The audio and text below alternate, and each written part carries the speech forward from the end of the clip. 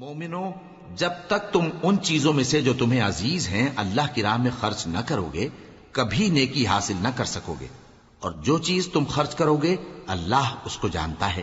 بنی اسرائیل کے لیے تورات کے نازل ہونے سے پہلے کھانے کی تمام چیزیں حلال تھیں بجز ان کے جو یعقوب نے خود اپنے اوپر حرام کر لی تھی۔ کہہ دو کہ اگر سچے ہو تو تورات لاؤ اور اسے پڑھو، یعنی دلیل پیش کرو۔ اب جو اس کے بعد بھی اللہ پر جھوٹے افطرا کریں تو ایسے لوگ ہی بے انصاف ہیں۔ کہہ دو کہ اللہ نے سچ فرما دیا، پس دین ابراہیم کی پیروی کرو جو سب سے بے تعلق ہو کر ایک اللہ کے ہو رہے تھے اور مشرکوں میں سے نہ تھے۔ سب سے پہلا گھر جو لوگوں کی عبادت کرنے کے لیے مقرر کیا گیا تھا وہی ہے جو مکے میں ہے، بابرکت اور جہان والوں کے لیے موجب ہدایت۔ اس میں کھلی ہوئی نشانیاں ہیں جن میں سے ایک ابراہیم کے کھڑے ہونے کی جگہ ہے۔ جو شخص اس مبارک گھر میں داخل ہوا اس نے امن پا لیا، اور لوگوں پر اللہ کا حق یعنی فرض ہے کہ جو اس گھر تک جانے کا مقدور رکھے وہ اس کا حج کرے، اور جو اس حکم کی تعمیل نہ کرے گا تو اللہ بھی اہل عالم سے بے نیاز ہے۔ کہو کہ اے اہل کتاب، تم اللہ کی آیتوں سے کیوں کفر کرتے ہو جبکہ اللہ تمہارے سب اعمال سے باخبر ہے؟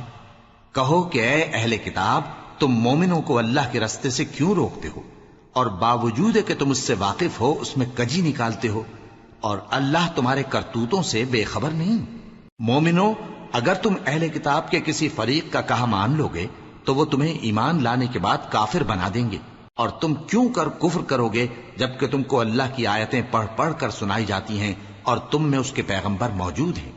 اور جس نے اللہ کی رسی کو مضبوط پکڑ لیا وہ سیدھے رستے لگ گیا۔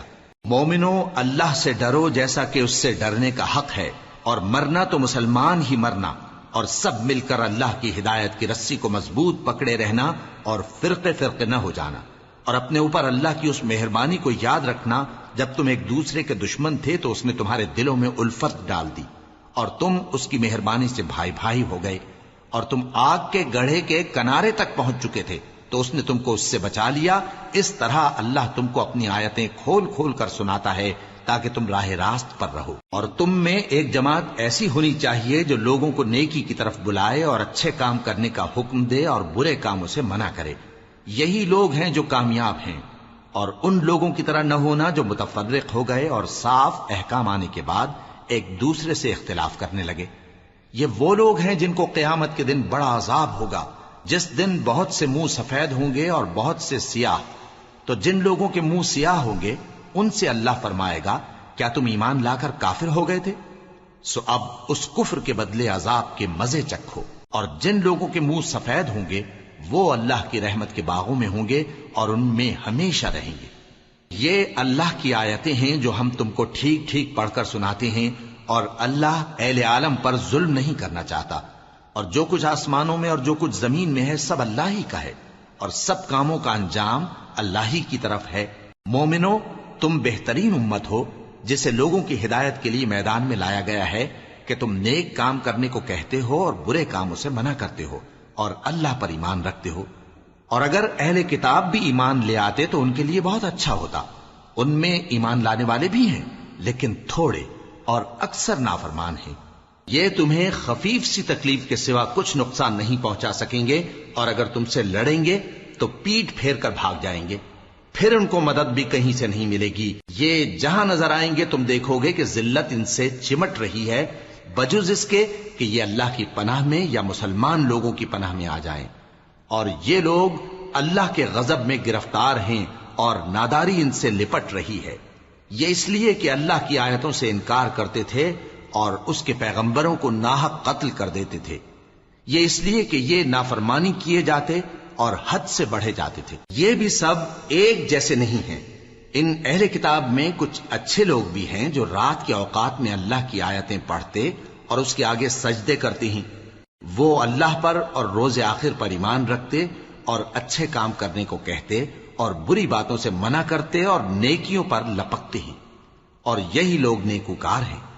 اور یہ جس طرح کی نیکی کریں گے اس کی ناقدری نہیں کی جائے گی، اور اللہ پرہیزگاروں کو خوب جانتا ہے۔ جو لوگ کافر ہیں ان کے مال اور اولاد اللہ کے مقابلے میں ان کے ہرگز کام نہ آئیں گے، اور یہ لوگ اہل دوزخ ہیں کہ ہمیشہ اسی میں رہیں گے۔ یہ لوگ جو مال دنیا کی زندگی میں خرچ کرتے ہیں اس کی مثال آندھی کسی ہے جس میں سخت سردی ہو اور وہ ایسے لوگوں کی کھیتی پر جو اپنے آپ پر ظلم کرتے تھے چلے اور اسے تباہ کر دے۔ اور اللہ نے ان پر کچھ ظلم نہیں کیا بلکہ یہ خود اپنے اوپر ظلم کر رہے ہیں۔ مومنوں، کسی غیر مذہب کے آدمی کو اپنا رازدار نہ بنانا۔ یہ لوگ تمہاری خرابی میں کسی طرح کی کوتاہی نہیں کرتے اور چاہتے ہیں کہ جس طرح ہو تمہیں تکلیف پہنچے۔ ان کی زبانوں سے تو دشمنی ظاہر ہو ہی چکی ہے اور جو کینے ان کے سینوں میں مخفی ہیں وہ کہیں زیادہ ہیں۔ اگر تم عقل رکھتے ہو تو ہم نے تم کو اپنی آیتیں کھول کھول کر سنا دی ہیں۔ دیکھو، تم ایسے صاف دل لوگ ہو کہ ان لوگوں سے دوستی رکھتے ہو حالانکہ یہ تم سے دوستی نہیں رکھتے، اور تم سب کتابوں پر ایمان رکھتے ہو اور یہ تمہاری کتاب کو نہیں مانتے، اور جب تم سے ملتے ہیں تو کہتے ہیں ہم ایمان لے آئے ہیں، اور جب تنہا ہوتے ہیں تو تم پر غصے کے سبب انگلیاں کاٹ کاٹ کھاتی ہیں۔ ان سے کہہ دو کہ اپنے غصے میں مر جاؤ، اللہ تمہارے دلوں کی باتوں سے خوب واقف ہے۔ اگر تمہیں آسودگی حاصل ہو تو ان کو بری لگتی ہے، اور اگر تمہیں رنج پہنچے تو خوش ہوتی ہیں، اور اگر تم تکلیفوں کی برداشت اور نافرمانی سے کنارہ کشی کرتے رہو گے تو ان کا فریب تمہیں کچھ بھی نقصان نہ پہنچا سکے گا۔ یہ جو کچھ کرتے ہیں اللہ اس کا احاطہ کیے ہوئے ہے۔ اور اس وقت کو یاد کرو جب تم صبح کو اپنے گھر سے روانہ ہو کر ایمان والوں کو لڑائی کے لیے مورچوں پر موقع بموقع متعین کرنے لگے، اور اللہ سب کچھ سنتا ہے، جانتا ہے۔ اس وقت تم میں سے دو جماعتوں نے جی چھوڑ دینا چاہا، مگر اللہ ان کا مددگار تھا، اور مومنوں کو تو اللہ ہی پر بھروسہ کرنا چاہیے۔ اور اللہ نے جنگ بدر میں بھی تمہاری مدد کی تھی جبکہ اس وقت بھی تم بے سر و سامان تھے۔ بس اللہ کی نافرمانی سے بچو تاکہ شکر گزار بن جاؤ۔ جب تم مومنوں سے یہ کہہ کر ان کے دل بڑھا رہے تھے کہ کیا تم کو یہ کافی نہیں کہ تمہارا پروردگار 3000 فرشتے نازل کر کے تمہیں مدد دے؟ ہاں، کیوں نہیں؟ اگر تم دل کو مضبوط رکھو اور نافرمانی سے بچتے رہو اور کافر تم پر جوش کے ساتھ دفتن حملہ کر دیں تو تمہارا پروردگار 5000 فرشتے جن پر نشان ہوں گے تمہاری مدد کو بھیجے گا، اور اس مدد کو تو اللہ نے تمہارے لیے ذریعہ بشارت بنایا، یعنی اس لیے کہ تمہارے دلوں کو اس سے اطمینان حاصل ہو، ورنہ مدد تو اللہ ہی کی طرف سے ہوتی ہے جو غالب ہے، حکمت والا ہے۔ یہ اللہ نے اس لیے کیا کہ کافروں کی ایک جماعت کو ہلاک کر دے یا انہیں ذلیل و مغلوب کر دے کہ ناکام واپس جائیں۔ اے پیغمبر، اس کام میں تمہارا کچھ اختیار نہیں۔ اب دو صورتیں ہیں، یا اللہ ان کے حال پر مہربانی کرے یا انہیں عذاب دے کہ یہ ظالم لوگ ہیں، اور جو کچھ آسمانوں میں ہے اور جو کچھ زمین میں ہے سب اللہ ہی کا ہے، وہ جسے چاہے بخش دے اور جسے چاہے عذاب کرے، اور اللہ بخشنے والا مہربان ہے۔ اے ایمان والو، دگنا چوگنا سود نہ کھاؤ اور اللہ سے ڈرو تاکہ کامیاب ہو جاؤ، اور دوزخ کی آگ سے بچو جو کافروں کے لیے تیار کی گئی ہے، اور اللہ اور اس کے رسول کی اطاعت کرو تاکہ تم پر رحمت کی جائے، اور اپنے پروردگار کی بخشش اور اس بہشت کی طرف لپکو جس کا عرض آسمان اور زمین کے برابر ہے، اور جو پرہیزگاروں کے لیے تیار کی گئی ہے، جو آسودگی اور تنگی میں اپنا مال اللہ کی راہ میں خرچ کرتے ہیں اور غصے کو روکتے اور لوگوں کے قصور معاف کرتے ہیں، اور اللہ نیکوکاروں کو دوست رکھتا ہے۔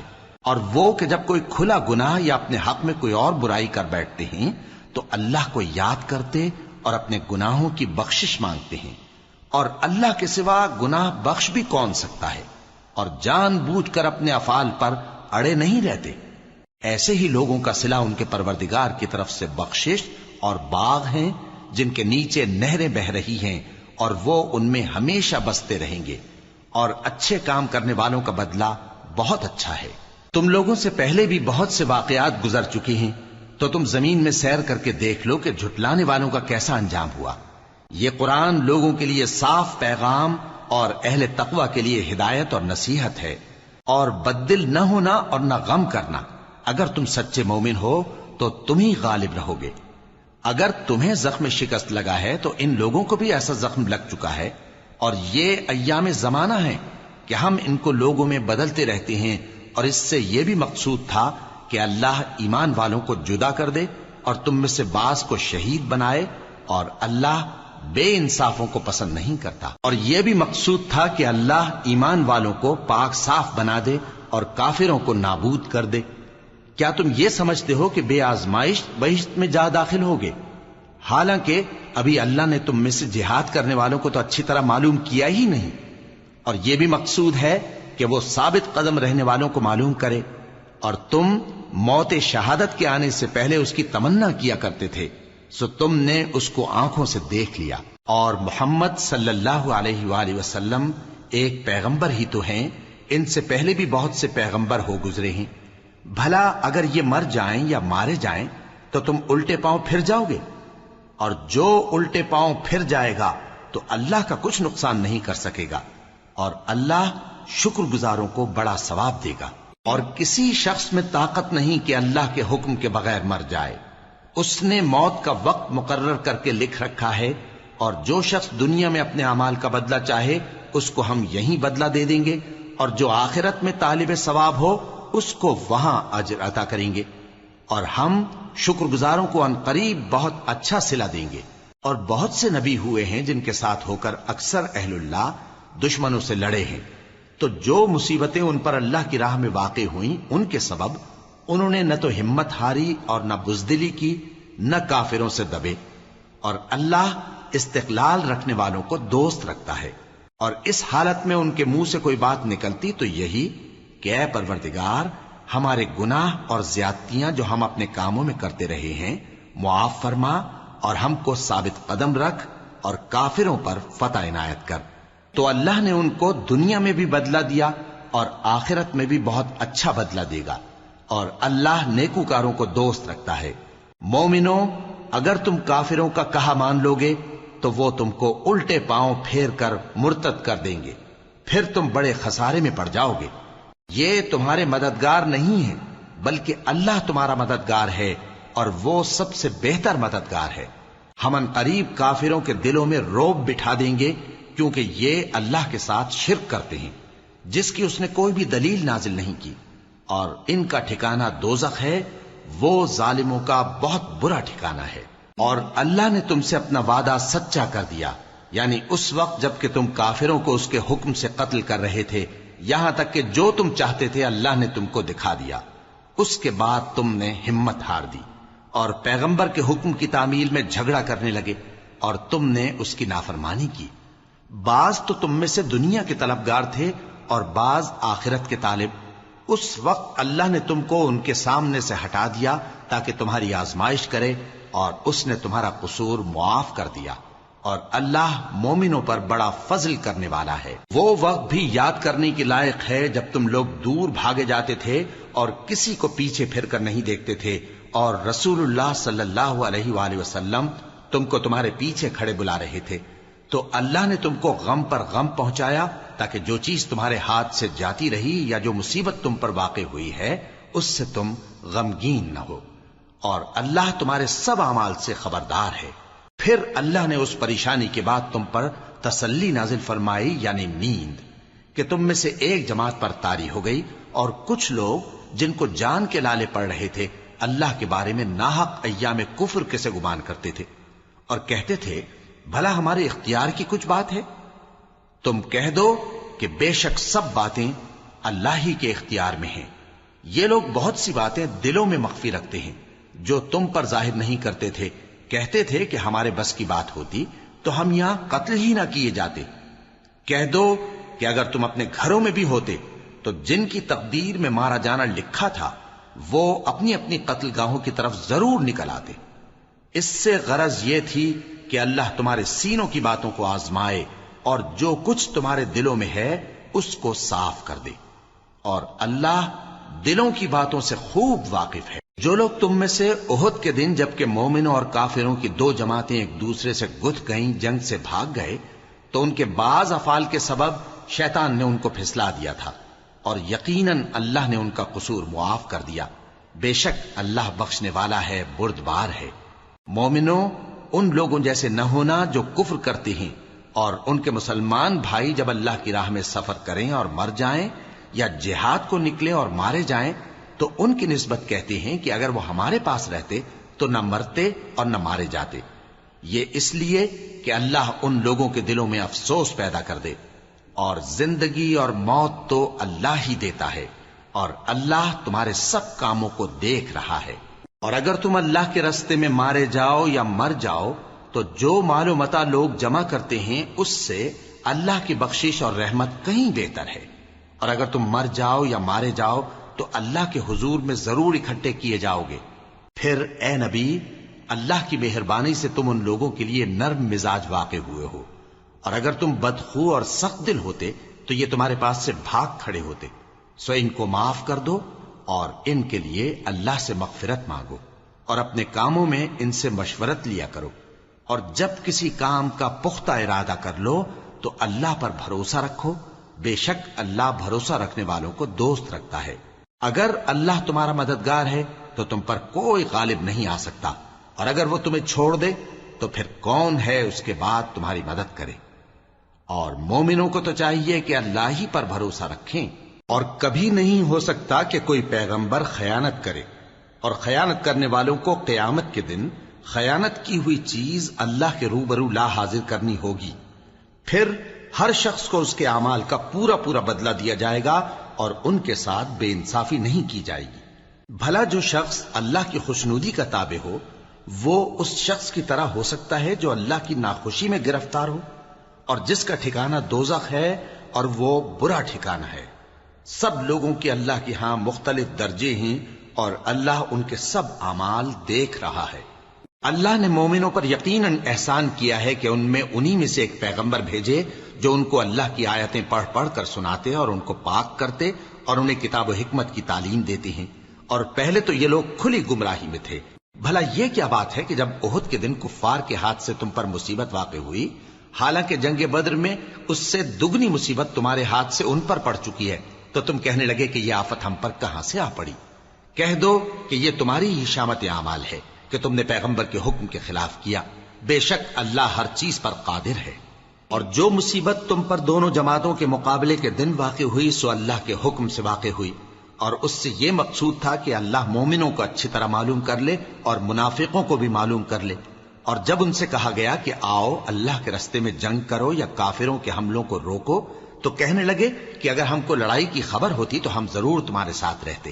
یہ اس دن ایمان کی نسبت کفر سے زیادہ قریب تھے، منہ سے وہ باتیں کہتے ہیں جو ان کے دل میں نہیں ہیں، اور جو کچھ یہ چھپاتے ہیں اللہ اس سے خوب واقف ہے۔ یہ خود تو جنگ سے بچ کر بیٹھ ہی رہے تھے، مگر جنہوں نے اللہ کی راہ میں جانیں قربان کر دیں اپنے ان بھائیوں کے بارے میں بھی کہتے ہیں کہ اگر ہمارا کہا مانتے تو قتل نہ ہوتے۔ کہہ دو کہ اگر سچے ہو تو اپنے اوپر سے موت کو ٹال دینا۔ جو لوگ اللہ کی راہ میں مارے گئے ان کو مرے ہوئے نہ سمجھنا، وہ مرے ہوئے نہیں ہیں بلکہ اللہ کے نزدیک زندہ ہیں اور ان کو رزق مل رہا ہے۔ جو کچھ اللہ نے ان کو اپنے فضل سے بخش رکھا ہے اس میں خوش ہیں، اور جو لوگ ان کے پیچھے رہ گئے اور شہید ہو کر ان میں شامل نہیں ہو سکے ان کی نسبت خوشیاں منا رہے ہیں کہ قیامت کے دن ان کو بھی نہ کچھ خوف ہوگا اور نہ وہ غمناک ہوں گے، اور اللہ کے انعامات اور فضل سے خوش ہو رہے ہیں، اور اس سے کہ اللہ مومنوں کا اجر ضائع نہیں کرتا جنہوں نے باوجود زخم کھانے کے اللہ اور رسول کے حکم کو قبول کیا۔ جو لوگ ان میں نیکوکار اور پرہیزگار ہیں ان کے لیے بڑا ثواب ہے۔ جب ان سے لوگوں نے آ کر بیان کیا کہ کفار نے تمہارے مقابلے کے لیے لشکر کثیر جمع کیا ہے تو ان سے ڈرو، تو ان کا ایمان اور زیادہ ہو گیا، اور کہنے لگے ہم کو اللہ کافی ہے اور وہ بہت اچھا کارساز ہے۔ پھر وہ اللہ کی نعمتوں اور اس کے فضل کے ساتھ خوش و خرم واپس آئے، ان کو کسی طرح کا ضرر نہ پہنچا، اور وہ اللہ کی خوشنودی کے تابع رہے، اور اللہ بڑے فضل کا مالک ہے۔ یہ خوف دلانے والا تو شیطان ہے جو اپنے دوستوں سے ڈراتا ہے، تو اگر تم مومن ہو تو ان سے مت ڈرنا اور مجھ ہی سے ڈرتے رہنا، اور جو لوگ کفر میں جلدی کرتے ہیں ان کی وجہ سے غمگین نہ ہونا، یہ اللہ کا کچھ نقصان نہیں کر سکتے۔ اللہ چاہتا ہے کہ آخرت میں ان کو کچھ حصہ نہ دے، اور ان کے لیے بڑا عذاب تیار ہے۔ جن لوگوں نے ایمان کے بدلے کفر خریدا وہ اللہ کا کچھ نہیں بگاڑ سکتے، اور ان کو دکھ دینے والا عذاب ہوگا۔ اور کافر لوگ یہ نہ خیال کریں کہ ہم جو ان کو مہلت دیے جاتے ہیں تو یہ ان کے حق میں اچھا ہے، نہیں، بلکہ ہم ان کو اس لیے مہلت دیتے ہیں کہ اور گناہ کر لیں، آخر کار ان کو ذلیل کرنے والا عذاب ہوگا۔ لوگوں، جب تک اللہ ناپاک کو پاک سے الگ نہ کر دے گا، مومنوں کو اس حال میں جس میں تم ہو ہرگز نہیں رہنے دے گا، اور اللہ تم کو غیب کی باتوں سے بھی مطلع نہیں کرے گا۔ البتہ اللہ اپنے پیغمبروں میں سے جسے چاہتا ہے منتخب کر لیتا ہے۔ سو تم اللہ پر اور اس کے رسولوں پر ایمان رکھو، اور اگر ایمان پر قائم رہو گے اور پرہیزگاری کرو گے تو تم کو اجر عظیم ملے گا۔ جو لوگ مال میں جو اللہ نے اپنے فضل سے ان کو عطا فرمایا ہے بخل کرتے ہیں، وہ اس بخل کو اپنے حق میں اچھا نہ سمجھیں، وہ اچھا نہیں بلکہ ان کے لیے برا ہے۔ وہ جس مال میں بخل کرتے ہیں قیامت کے دن اس کا طوق بنا کر ان کی گردنوں میں ڈالا جائے گا، اور آسمانوں اور زمین کا وارث اللہ ہی ہے، اور جو عمل تم کرتے ہو اللہ کو معلوم ہے۔ اللہ نے ان لوگوں کا قول سن لیا ہے جو کہتے ہیں کہ اللہ فقیر ہے اور ہم مالدار ہیں۔ یہ جو کچھ کہتے ہیں ہم اس کو لکھ لیں گے، اور پیغمبروں کو جو یہ ناحق قتل کرتے رہے ہیں اس کو بھی قلم بند کر رکھیں گے، اور قیامت کے روز کہیں گے کہ سخت جلن والی آگ کے عذاب کے مزے چکھتے رہو۔ یہ ان کاموں کی سزا ہے جو تمہارے ہاتھ آگے بھیجتے رہے ہیں، اور اللہ تو بندوں پر مطلق ظلم نہیں کرتا۔ جو لوگ کہتے ہیں کہ اللہ نے ہمیں حکم بھیجا کہ جب تک کوئی پیغمبر ہمارے پاس ایسی نیاز لے کر نہ آئے جس کو آگ آ کر کھا جائے تب تک ہم اس پر ایمان نہ لائیں گے، اے پیغمبر ان سے کہہ دو کہ مجھ سے پہلے کئی پیغمبر تمہارے پاس کھلی ہوئی نشانیاں لے کر آئے، اور وہ معجزہ بھی لائے جو تم کہتے ہو، تو اگر سچے ہو تو تم نے ان کو کیوں قتل کیا؟ پھر اگر یہ لوگ تم کو جھٹلا رہے ہیں تو تم سے پہلے بہت سے پیغمبر کھلی ہوئی نشانیاں اور صحیفے اور روشن کتابیں لے کر آ چکے ہیں کہ ان کو بھی جھٹلایا گیا تھا۔ ہر شخص کو موت کا مزہ چکھنا ہے، اور تم کو قیامت کے دن تمہارے اعمال کا پورا پورا بدلہ دیا جائے گا۔ تو جو شخص دوزخ سے دور رکھا گیا اور بہشت میں داخل کیا گیا وہ مراد کو پہنچ گیا، اور دنیا کی زندگی تو دھوکے کا سامان ہے۔ اے اہل ایمان، تمہارے مال و جان میں تمہاری آزمائش ضرور کی جائے گی، اور تم اہل کتاب سے اور ان لوگوں سے جو مشرک ہیں بہت سی ایذا کی باتیں سنو گے، تو اگر صبر اور پرہیزگاری کرتے رہو گے تو یہ بڑی ہمت کے کام ہیں۔ اور جب اللہ نے ان لوگوں سے جن کو کتاب عنایت کی گئی تھی اقرار لیا کہ اس میں جو کچھ لکھا ہے اسے لوگوں سے صاف صاف بیان کرتے رہنا اور اس کی کسی بات کو نہ چھپانا، تو انہوں نے اس کو پس پشت پھینک دیا اور اس کے بدلے تھوڑی سی قیمت حاصل کی۔ یہ جو کچھ حاصل کرتے ہیں برا ہے۔ جو لوگ اپنے کیے ہوئے کاموں سے خوش ہوتے ہیں اور وہ کام جو کرتے نہیں ان کے لیے چاہتے ہیں کہ ان کی تعریف کی جائے، ان کی نسبت خیال نہ کرنا کہ وہ عذاب سے چھٹکارا پائیں گے، اور انہیں درد دینے والا عذاب ہوگا۔ اور آسمانوں اور زمین کی بادشاہی اللہ ہی کو ہے، اور اللہ ہر چیز پر قادر ہے۔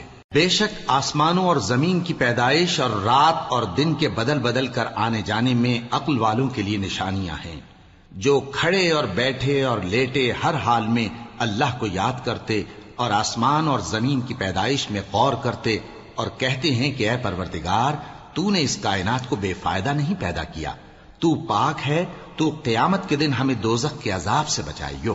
اے پروردگار، جس کو تو نے دوزخ میں ڈالا اسے رسوا کیا، اور ظالموں کا کوئی مددگار نہیں ہوگا۔ اے پروردگار، ہم نے ایک پکارنے والے کو سنا کہ ایمان کے لیے پکار رہا تھا کہ اپنے پروردگار پر ایمان لاؤ، تو ہم ایمان لے آئے۔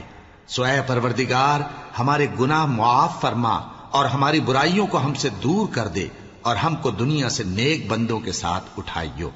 اے پروردگار، تو نے جن جن چیزوں کے ہم سے اپنے پیغمبروں کے واسطے سے وعدے کیے ہیں وہ ہمیں عطا فرما، اور قیامت کے دن ہمیں رسوا نہ کیجیو۔ کچھ شک نہیں کہ تو خلاف وعدہ نہیں کرے گا۔ تو ان کے پروردگار نے ان کی دعا قبول کر لی اور فرمایا کہ میں کسی عمل کرنے والے کے عمل کو مرد ہو یا عورت ضائع نہیں کرتا۔ تم ایک دوسرے کے ہم جنس ہو، تو جو لوگ میرے لیے وطن چھوڑ گئے اور اپنے گھروں سے نکالے گئے اور ستائے گئے اور لڑے اور قتل کیے گئے، میں ان کے گناہ دور کر دوں گا اور ان کو بہشتوں میں داخل کروں گا جن کے نیچے نہریں بہ رہی ہیں۔ یہ اللہ کے ہاں سے بدلہ ہے، اور اللہ کے ہاں اچھا بدلہ ہے۔ اے پیغمبر، کافروں کا شہروں میں ٹھاٹھ سے گھومنا تمہیں دھوکہ نہ دے۔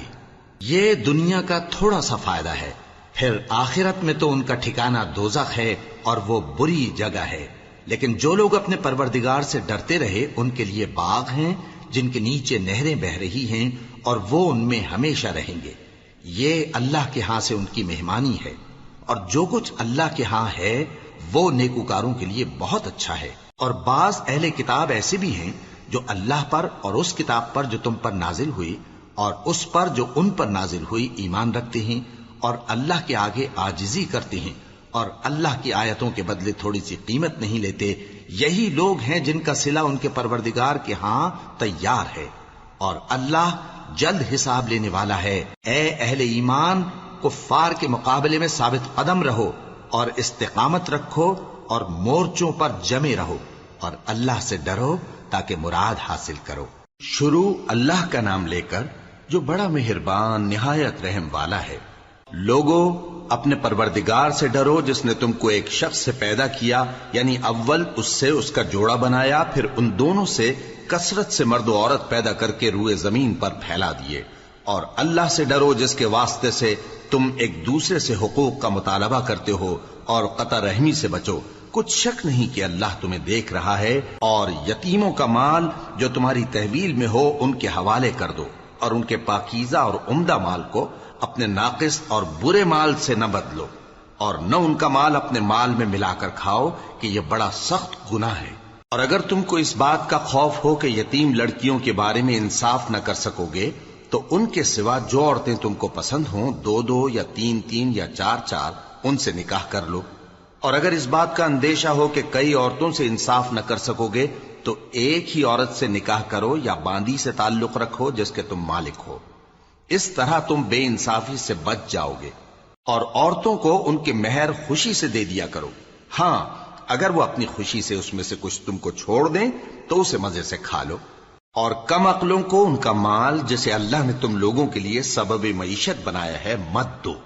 ہاں، اس میں سے ان کو کھلاتے اور پہناتے رہو اور ان سے معقول بات کہتے رہو. اور یتیموں کو بالغ ہونے تک کام کاج میں مصروف رکھو اور جانچتے رہو.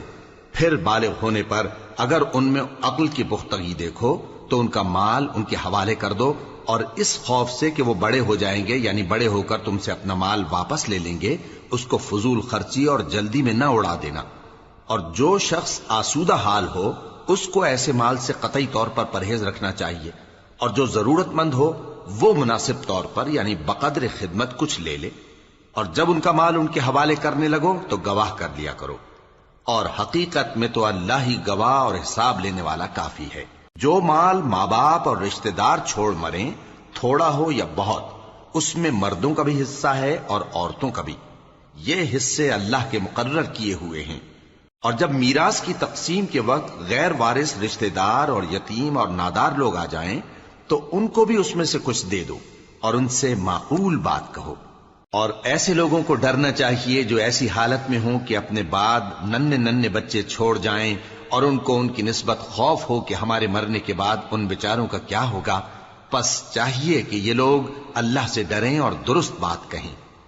جو لوگ یتیموں کا مال ناجائز طور پر کھاتے ہیں وہ اپنے پیٹ میں آگ بھرتے ہیں اور ضرور دوزخ میں ڈالے جائیں گے. اللہ تمہاری اولاد کے بارے میں تم کو ارشاد فرماتا ہے کہ ایک لڑکے کا حصہ 2 لڑکیوں کے حصے کے برابر ہے.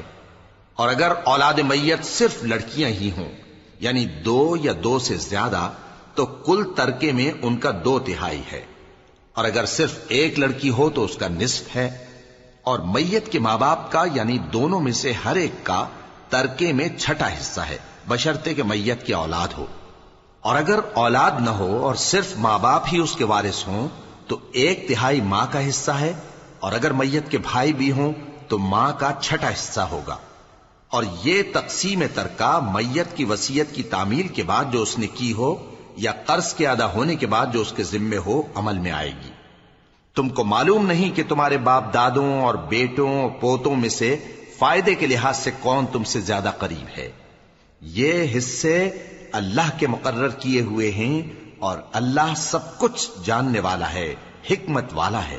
اور جو مال تمہاری بیویاں چھوڑ مریں اگر ان کی اولاد نہ ہو تو اس میں سے نصف تمہارا ہے. پھر اگر ان کی اولاد ہو تو ترکے میں تمہارا حصہ 1/4 ہے.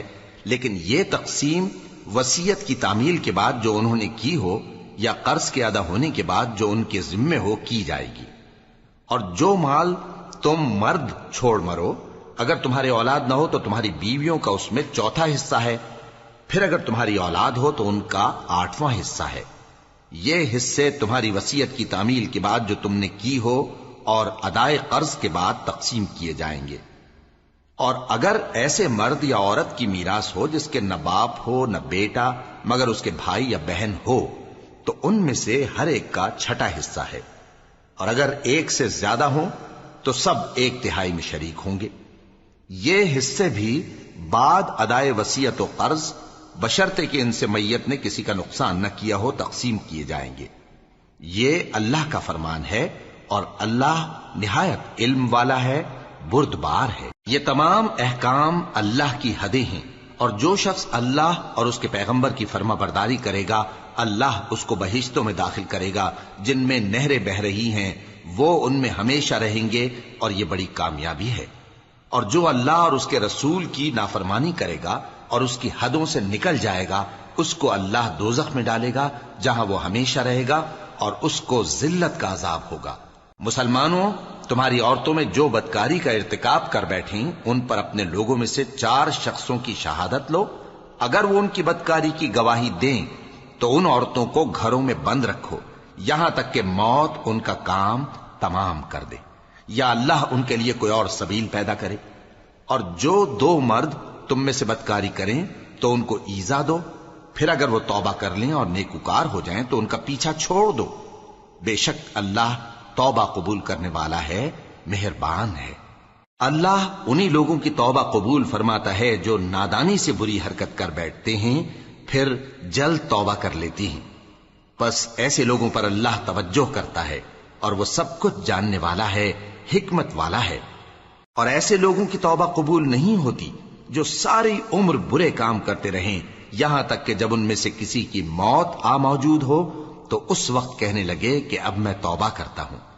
اور نہ ان کی توبہ قبول ہوتی ہے جو کفر کی حالت میں مریں۔ ایسے لوگوں کے لیے ہم نے دردناک عذاب تیار کر رکھا ہے۔ مومنوں، تم کو جائز نہیں کہ زبردستی عورتوں کے وارث بن جاؤ، اور دیکھنا اس نیت سے کہ جو کچھ تم نے ان کو دیا ہے اس میں سے کچھ لے لو، انہیں گھروں میں مت روک رکھنا۔ ہاں، اگر وہ کھلے طور پر بدکاری کی مرتکب ہوں تو اور بات ہے، اور ان کے ساتھ اچھی طرح سے رہو سہو۔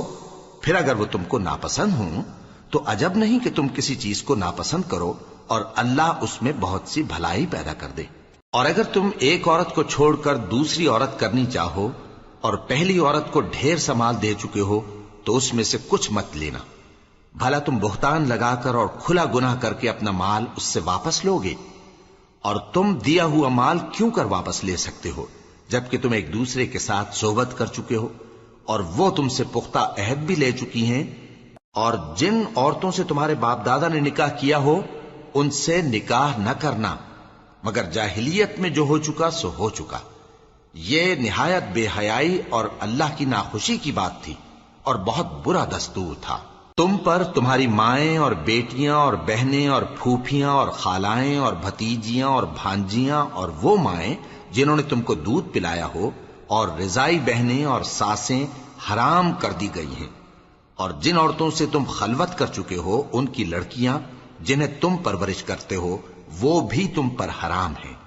ہاں، اگر ان کے ساتھ تم نے خلوت نہ کی ہو تو ان کی لڑکیوں کے ساتھ نکاح کر لینے میں تم پر کچھ گناہ نہیں۔ اور تمہارے صلبی بیٹوں کی عورتیں بھی اور 2 بہنوں کا اکٹھا کرنا بھی حرام ہے، مگر جو ہو چکا سو ہو چکا۔ بے شک اللہ بخشنے والا ہے، بڑا مہربان ہے۔ مومنوں، جب تک تم ان چیزوں میں سے جو تمہیں عزیز ہیں اللہ کی راہ میں خرچ نہ کرو گے کبھی نیکی حاصل نہ کر سکو گے، اور جو چیز تم خرچ کرو گے اللہ اس کو جانتا ہے۔ بنی اسرائیل کے لیے تورات کے نازل ہونے سے پہلے کھانے کی تمام چیزیں حلال تھیں بجز ان کے جو یعقوب نے خود اپنے اوپر حرام کر لی تھی۔ کہہ دو کہ اگر سچے ہو تو تورات لاؤ اور اسے پڑھو، یعنی دلیل